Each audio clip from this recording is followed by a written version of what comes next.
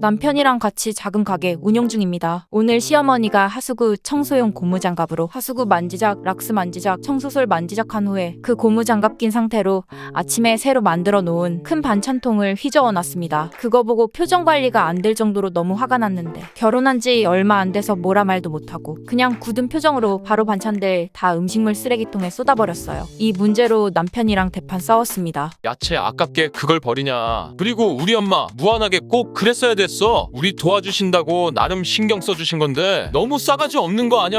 이런 식으로 깽판 넣은 게 한두 번이야? 이제 가게 오시더라도 당신이 주방 절대 못 들어오시게 말 좀 해. 야채 아까운 게 문제야? 난 오염된 반찬 손님한테 못 드린다고. 시어머니는 늘 가게 오시면 주방 들어와서 간섭이랑 간섭 다 하십니다. 지난번엔 양파 썰다가 바닥에 몇 조각 떨어져서 버렸는데 아이고, 이걸 아깝게 왜 버려? 하시며 쓰레기통에서 주우려고 하시길래 기겁하고 말렸습니다. 반찬통 휘저은 것도 이번이 처음이 아닙니다. 지난번엔 담배 피고 들어오셔서 맨손으로 반찬통 주무르려고 하시길래 그냥 앉아 계시라고 말렸습니다. 친정엄마는 가게 오셔도 포장 주문만 하고 홀에 앉아 계시다 가십니다. 가게 주방은 아무리 부모라도 가게 관계자가 아닌 이상 들어가면 안 된다는 생각이십니다. 시어머니는 그런 거 없어요. 일단 가게 오면 주방부터 난입하고요. 위와 같은 상황이 반복됩니다. 자주 친구분들, 친인척분들 우르르 몰고 오시는데 팔아주려고 오신 게 아니고 아들 가게 자랑하러 오십니다. 정작 가게는 제 돈으로 차린 건데도요. 문제는 몰고 오신 친구, 친인척분들 다 데리고 주방 들어오십니다. 좁은 주방 진짜 정신없어서 제 표정이 썩으면 그제서야 남편이 눈치 보고 밖에 계시라고 보내는 상황이 자주 발생됩니다. 많은 시행착오를 거쳐 지금의 반찬들을 만들었고 변함없는 맛 유지를 위해 정확한 레시피대로 반찬을 만들고 있습니다. 근데 자꾸 레시피에 태클을 거십니다. 시어머니도 손맛에 일가견 있다는 건 알겠는데 음식들을 다 달게 하세요. 설탕 범벅입니다. 그냥 내 대답만 하고 제 레시피 유지 중인데 질리지도 않으신지 올 때마다 레시피 태클하세요. 그리고 자꾸 가게 환기시킨다고 문 열어놓고 그 앞에서 담배 피십니다. 생각나는 것만 적어봤는데 적으면서 또 속 뒤집어지네요. 결혼 전엔 너네 둘만 잘 살면 되지 나는 간섭하는 스타일 아니다. 고상한 시어머니 코스프레 하셔서 이러실 줄 몰랐는데 결혼하고 나니 진짜 한숨만 나옵니다. 솔직히 남편이 중간에서 중재를 했다면 이렇게까지 스트레스도 안 받을 텐데 멍청한 남편 놈은 맨날 손가락 빨면서 보고 있습니다. 혈압 오르고 스트레스 받는 건 저고요. 식당을 운영하는 데 있어서 제일 중요한 건 위생이라고 누구보다 생각하고 있습니다. 이 가게 차리기 위해 고생 많이 하고 고심한 것 생각하면 지금 시어머니의 행동이 저에겐 너무 스트레스입니다. 저의 고민을 어떻게 해결하면 좋을까요?